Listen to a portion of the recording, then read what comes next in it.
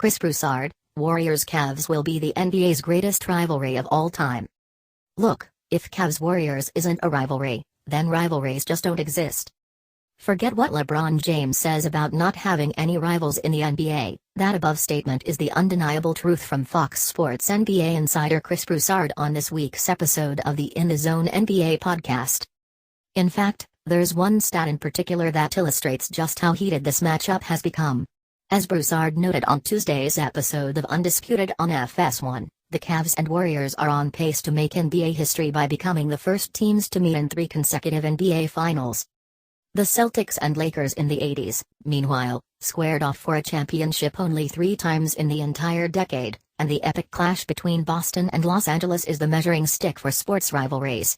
So by that measure alone, Cleveland and Golden State are already on the verge of matching Celtics-Lakers as the NBA's greatest rivalry, but that's not all.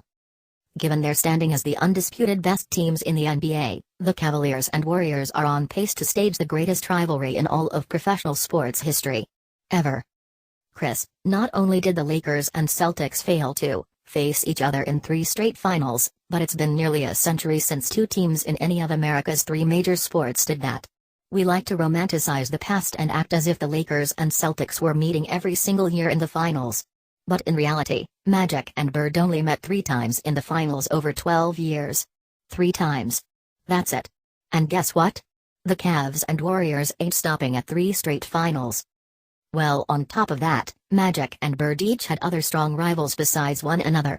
Magic's Lakers met Dr. J's Sixers 3 times in the finals, then played Isaiah Thomas Pistons twice. And Bird's Celtics battled Houston twice for the title. So while the Lakers and Celtics ruled, there were other teams in the mix. The smart money is on these 2 clubs meeting 4, 5, maybe 6 straight times in the finals. Now that's a rivalry for the ages. Your initial instinct might be to scratch your head at the suggestion that something from today could be as great, or better, than the golden age of the NBA. That's understandable. Nostalgia is a powerful force, after all.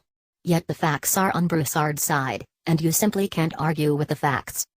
Indeed, there's another layer to the Cavs-Warriors rivalry that takes the whole situation to a different level: the emergence of social media. Every little thing that happens between Cleveland and Golden State trickles out to the masses in real time.